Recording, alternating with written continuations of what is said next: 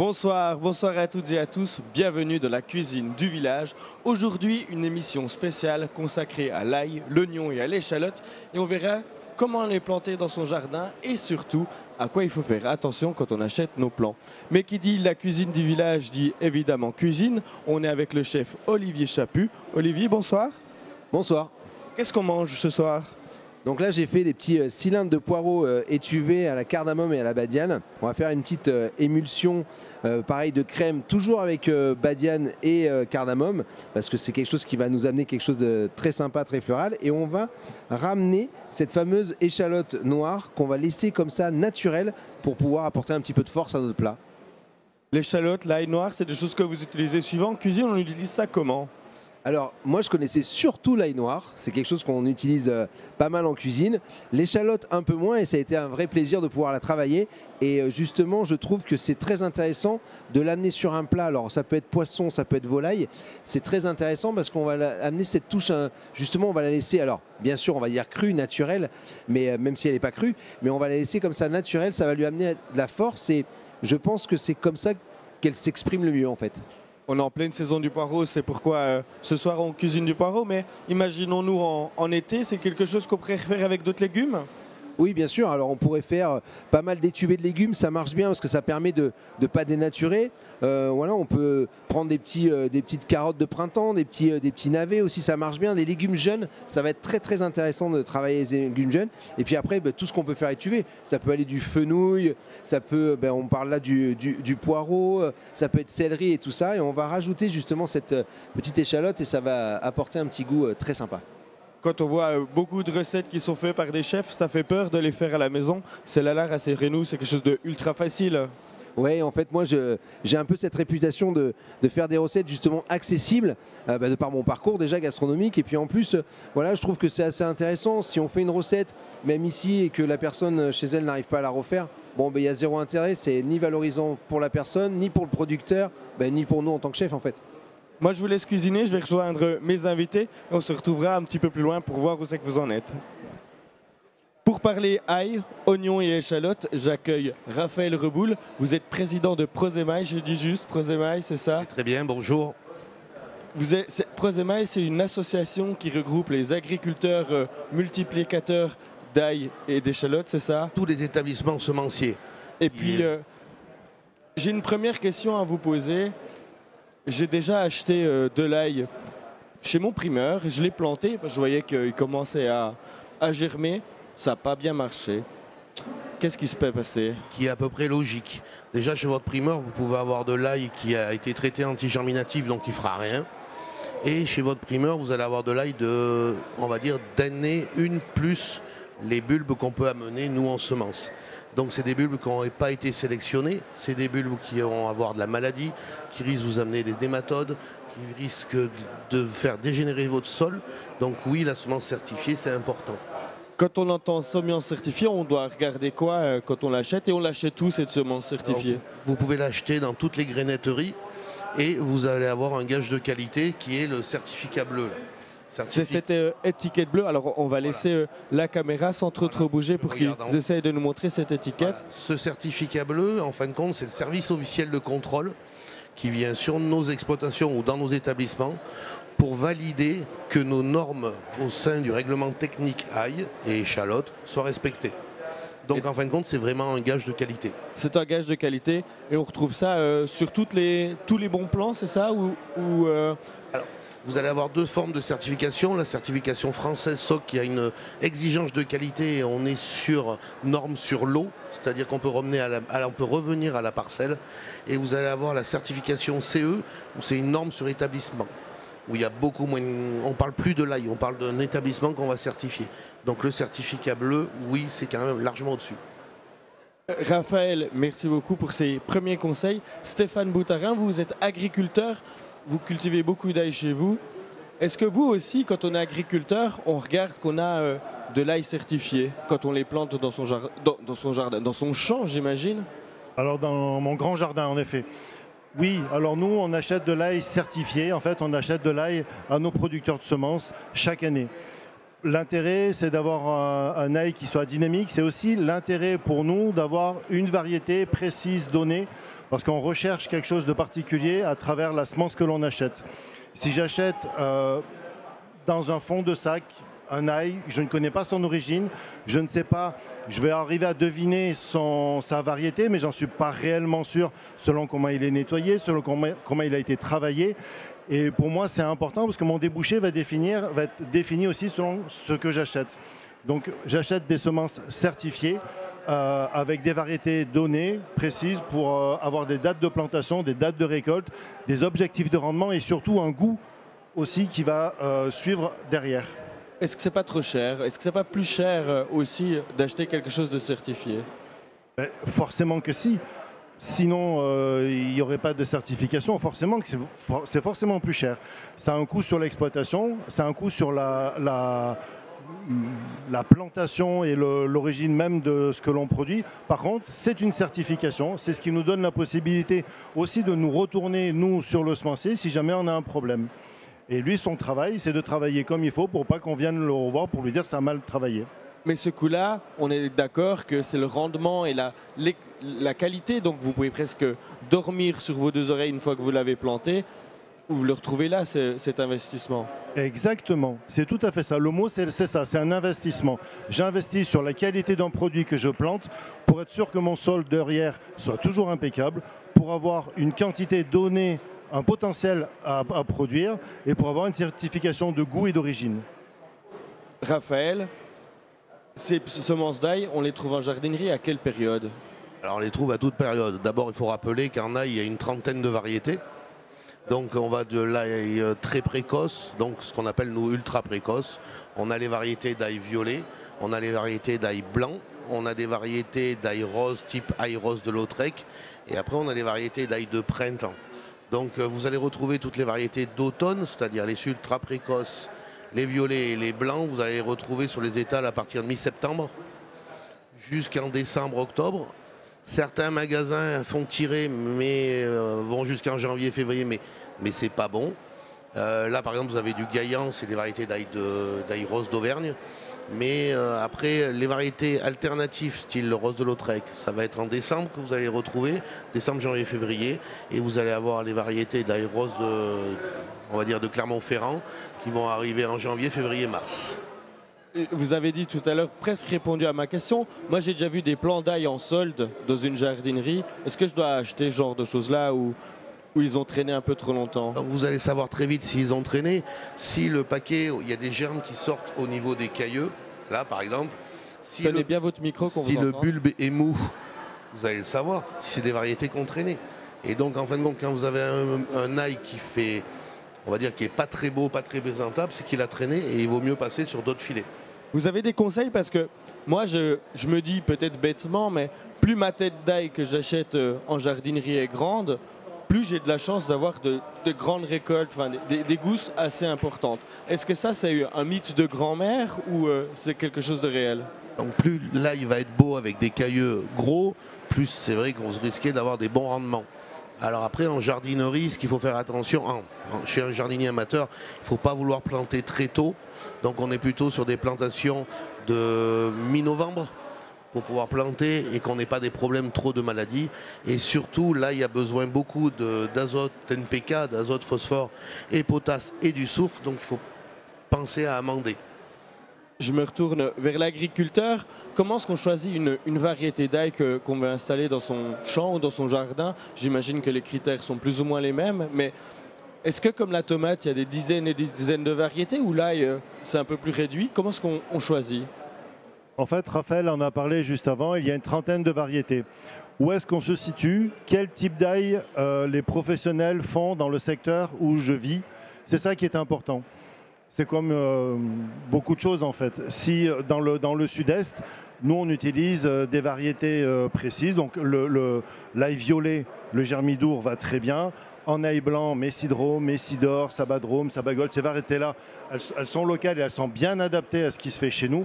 Dans le sud-ouest aussi parce qu'on a ces mêmes typologies de climat. Dès qu'on va monter un peu, on se retrouve avec des variétés régulièrement d'ail rose. À Arleux, on a un ail qui est en rose du Nord. À Clermont-Ferrand, c'est aussi un rose. Donc on va essayer de s'adapter, de chercher à comprendre quelle variété se produit dans le secteur. C'est des variétés du coup, qui sont adaptées au climat, au terrain que l'on va avoir. Donc si je comprends bien, en choisissant bien sa variété, on peut pratiquement planter de l'ail partout en France, où il y a l'altitude aussi, ça joue un petit peu quelque chose. Et partout dans le monde. Et partout dans le monde. Oh, dans le désert aussi. Est-ce que c'est une plante qui a besoin par exemple d'un sol particulier, des choses comme ça ou... Alors, les sols particuliers, oui, les plantes aiment bien l'argilo-calcaire, mais néanmoins, dans des sables, on arrive à faire de l'ail un peu plus petit et on a des variétés adaptées à fort potentiel. L'ail peut se produire, l'ail de la Drôme que nous vendons en semences, en plants certifiés, se cultive dans tout le monde. On a une gamme export et en plus, le jardinier amateur bénéficie de toutes les avancées technologiques que l'on peut avoir, nous, établissements semenciers, parce que grâce au certificat bleu, il a toutes les nouvelles variétés. Si, par exemple, vous avez un excédent d'ail chez vous quand vous êtes agriculteur, est-ce qu'un jardinier amateur pourrait planter le même ail ou... Et même la deuxième question, c'est est-ce que c'est le même ail que plante un agriculteur et un amateur? L'ail est un clone. Donc en fin de compte, l'enfant est égal aux parents. C'est-à-dire qu'on va planter un cailleux, va donner une tête avec plusieurs cailleux. Donc toutes les transmissions virales de maladies, de nématodes, et etc., tout ce qu'on a au règlement technique va être transmis. Donc il y a à des moments, l'ail de Stéphane peut être replanté, ça peut marcher. Mais quand même par assurance et par garantie, il vaut mieux monter du plan certifié qui est contrôlé par un service officiel intègre. J'entends des presque, mais est-ce que c'est la même qualité quand un professionnel achète son plan d'ail et un jardinier amateur achète son plan d'ail? Du moment où vous avez le certificat bleu, oui. Et on peut remonter avec ce certificat et les numéros de lot qui sont derrière à la parcelle, au producteur et à l'établissement semencier de fait. Maintenant, je vais me tourner gentiment vers Jules, qui est responsable commercial d'une petite épicerie. C'est la séquence « Faites pousser les idées ».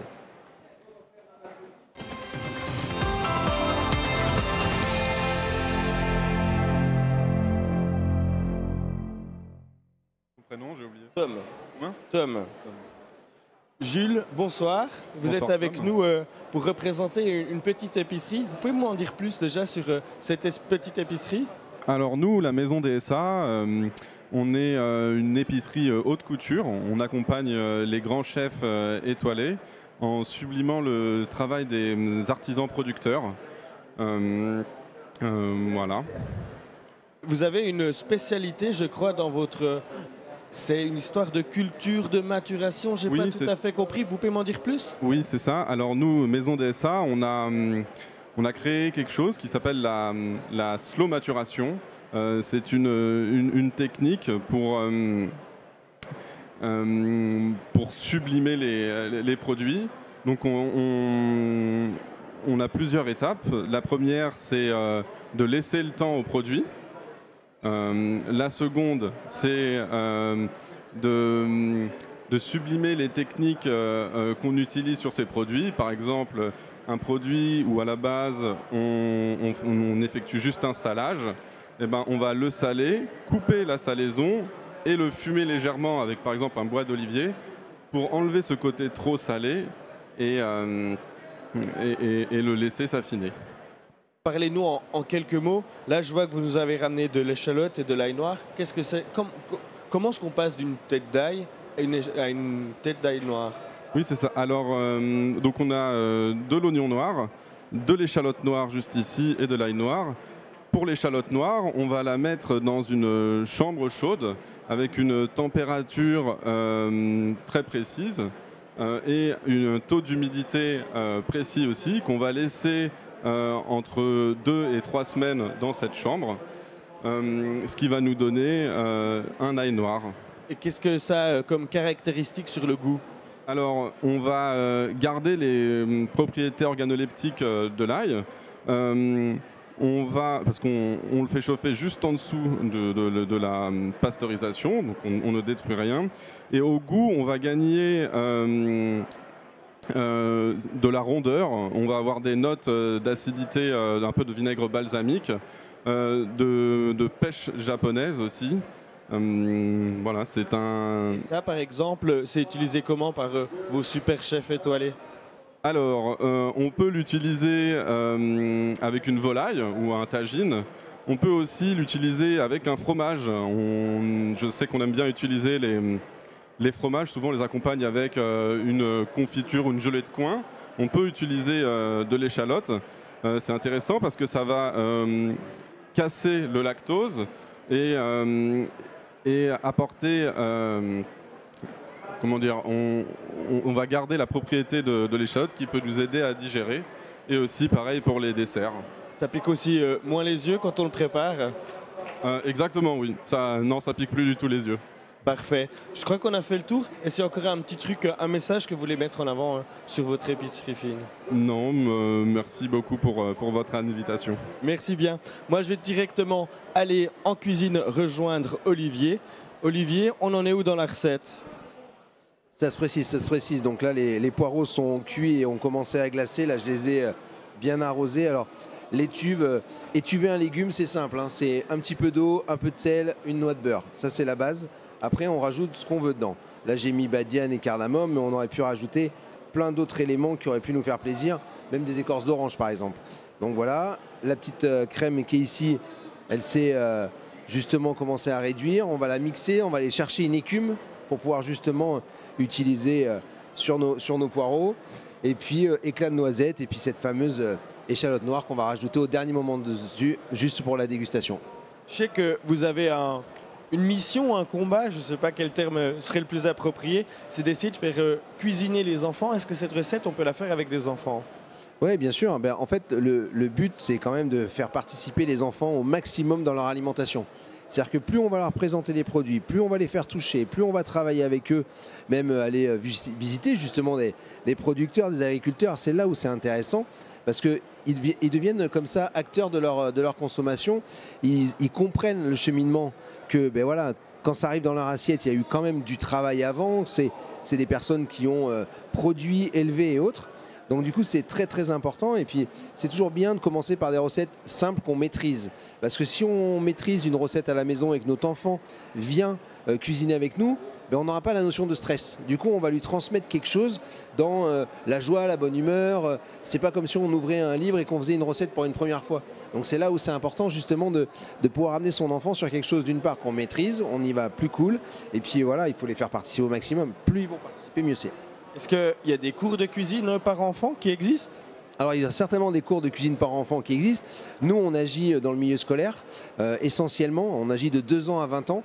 On attaque à la crèche pour que les enfants puissent commencer un petit peu à manipuler, sentir avec des recettes très simples et un peu de transvasement. Et plus on va avancer dans l'âge de l'enfant, plus on va apprendre des choses un peu plus techniques. On sort un petit peu du champ de ce qu'on peut apprendre dans notre famille. Et nous, on va amener techniquement des choses qui vont permettre à ces enfants qui vont devenir des ados, puis des jeunes adultes et des adultes, à être autonomes dans leur alimentation et à se repérer justement dans tout ce panel de l'alimentation, parce qu'il y a quand même de quoi faire.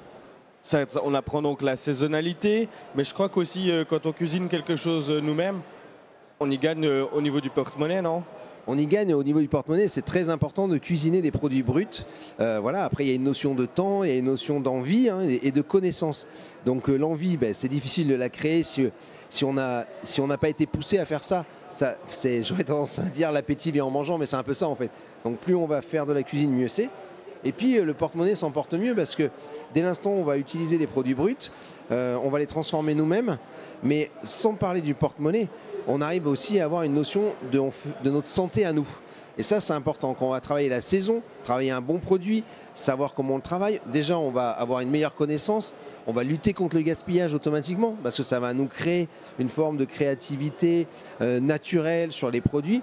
Et puis, au fur et à mesure, on va s'apercevoir que bien manger, en fait, ce qui coûte le plus cher, c'est de jeter à la poubelle et de gaspiller. Donc bien manger, ça ne coûte pas si cher que ça. Il faut vraiment maîtriser le produit et être en contact justement avec des producteurs qui maîtrisent eux-mêmes leurs produits. C'est là où c'est intéressant. Et en plus, quand on cuisine soi-même, on crée son compost et donc c'est bon aussi pour le potager. Et là, je me retourne vers mes experts pour parler un petit peu ail et échalote au potager. On commence par quoi une fois qu'on a acheté notre ail certifié à la bonne saison? On commence par quoi quand on veut l'installer au potager? Donc il faut préparer le terrain, que ce soit un terrain meuble, théoriquement mettre du fumier ou des amendements, tracer une ligne, le planter dans le bon sens, c'est-à-dire le côté du plateau racinaire vers le bas pour que le germe sorte tout de suite, reboucher tout 2 cm au-dessus de lui, arroser et laisser faire la nature. Mon grand-papa, il disait l'ail doit voir le chapeau du jardinier. C'est une indication pour la profondeur de plantation, Voilà, c'est ça? mais dans le temps, on piquait l'ail, mais on remettait pas de terre dessus. Et ça fait qu'il sortait tout de suite. Moi, 2 petits centimètres, c'est quand même pas mal, mais l'expression, je la connais très bien. C'est une culture qui reste quand même longtemps en place et je crois savoir qu'un désherbage assez important pour éviter qu'il soit trop en concurrence, en tout cas au début, est important. Est-ce qu'il y a des petits conseils pour ce désherbage? Donc en fin de compte, si j'étais un jardinier, je le planterais sur paillage plastique noir. À travers le plastique, on plante la gousse d'ail. Et comme c'est une culture qui va rester de novembre à juin, date de récolte, à juin, début juillet, en fin de compte, l'herbe est asphyxiée par-dessous. Comble de tout, ça garde l'humidité, la fraîcheur et on a beaucoup moins besoin d'arroser. Parce qu'on arrose l'ail, moi j'ai cru que c'était de l'ail, ça n'avait pas forcément besoin d'être arrosé parce que ça émet un peu le sol sec et un peu argileux comme ça, enfin en tout cas sablonneux. C'est vrai, mais par contre, au jour d'aujourd'hui, on a un réchauffement climatique qui se met en place. Et au fur et à mesure, il faut veiller à pouvoir subvenir aux besoins de la plante. Donc un arrosage non pas énorme et continu, mais un arrosage est possible et intéressant et valorisé pour la culture de l'ail. En sachant que c'est une culture qui est vraiment intéressante au niveau environnemental, puisqu'on plante octobre et qu'on va récolter juin, donc les périodes les plus chaudes, juillet et août, l'ail sera sorti, on n'aura pas à l'arroser. Est-ce qu'il y a quelques petits ravageurs, comme toute culture j'imagine, mais est-ce qu'il y a des ravageurs sur l'ail? Alors oui, il y a des ravageurs. On a la mouche de l'ail, mais ça c'est pour les plantations très précoces. Le plus gros ravageur, ça va être des maladies cryptogamiques. C'est la rouille et le staphylium qui arrivent en fin de cycle. Donc on le voit en agriculture biologique, ils n'ont pas de produits de protection des plantes. Donc en fin de cycle, ils se font ravager les plantes. La plante se dessèche d'un coup.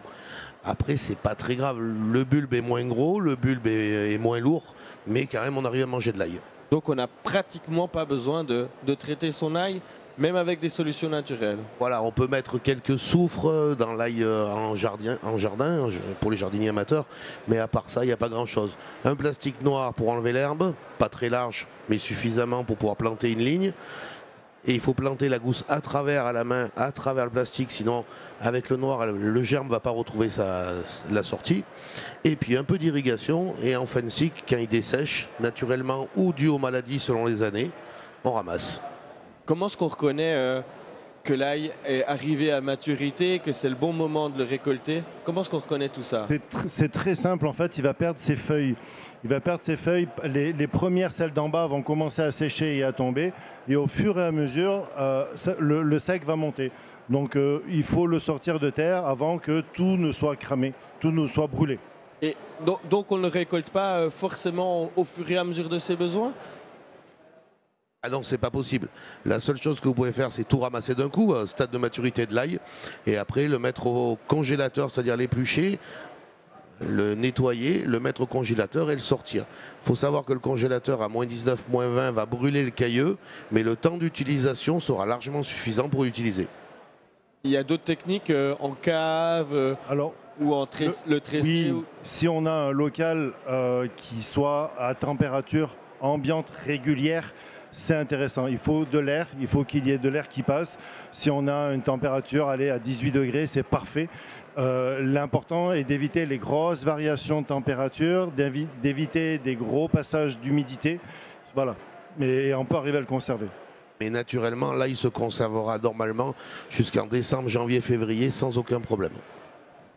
Puis l'ail frais, des fois, qu'on trouve chez son maraîcher ou dans le commerce, qu'est-ce que c'est que cet ail frais? Tout peut être ail frais. Il suffit, même il y a des producteurs qui ramassent, ils appellent ça l'aillette, c'est-à-dire de la tige d'ail. Donc ça se ramasse actuellement. Ça a le goût de l'ail, c'est comme un petit poireau, on va dire, mais c'est de l'ail. Et après, l'ail frais, c'est quand il arrivait à une certaine maturité, il est ramassé et directement vendu sans séchage. Et donc il est autant bon, le goût est plus prononcé, Ça c'est peut ça? être les mêmes variétés, un goût un peu moins fort parce qu'il est rempli d'eau, parce qu'une fois que vous séchez de l'ail, il perd de l'eau, 40% à peu près. Donc là, il est plein d'eau, donc un peu moins fort, mais c'est excellent. En fait, c'est très très gourmand parce que le fait qu'il soit gorgé d'eau, il va noyer l'alicine, le côté piquant de l'ail. Donc c'est vrai que quand on va le croquer, on ne va pas avoir ce côté fort qui va vous prendre la bouche et ça va être vraiment très intéressant. Pour tout ce qui est culture, enfin tout ce qui est cuisine d'été, que l'on passe au barbecue, on va prendre un peu d'ail, on va le couper en deux, on va le mettre au barbecue avec tous ce que l'on mange à cette époque-là, ça va être absolument fabuleux. Et terminons le cycle. On a récolté notre ail. Est-ce qu'on le replante du coup? Donc, vous le faites sécher, Voilà. vous le conservez. Vous pouvez le planter, mais en prenant des gros risques, à mon avis. Racheter un petit sachet de semences certifiées, ça sera très bien. Et puis maintenant, je vois que vous nous avez amené quelques produits de votre exploitation. C'est vous qui cuisinez tout ça? Oui, alors tout cuisiner, non. Moi, je suis le producteur d'ail. Après, on dégousse, on pèle. Et en fait, on a une chef par chez nous qui est japonaise et auquel on transmet donc ces gousses dégoussées, pelées et qui le met dans une sauce. Vous savez, l'ail pickles, l'ail en gousse que l'on retrouve dans comme avec du vinaigre ou avec des olives en fait. Et elle a préparé une sauce dite shoyu, c'est une sauce japonaise avec du vinaigre de riz, de la sauce soja et d'autres aromates comme du gingembre. Et c'est une vraie gourmandise. J'imagine, j'ai presque envie de tester ça, mais on va gentiment aller en cuisine pour aller voir notre chef. Je vous invite à me suivre gentiment, il est en train de dresser. Chef, vous avez pratiquement terminé, on en est où? Ben là en fait, donc j'ai dressé les petits cylindres, hein, que j'en ai fait vraiment glacer, vous voyez, ils apportent une brillance, hein, c'est ça qui va apporter la gourmandise. Et puis dessus on a rajouté nos petits bâtons comme ça d'échalotes noires, petits morceaux de pain, hein, l'histoire de rapporter un petit truc sympa parce que ça permet de saucer. Et la sauce émulsionnée, donc tout simplement on va aller chercher l'écume et on va venir la mettre sur l'assiette comme ça pour apporter un petit peu de choses un petit peu sympas, aériens.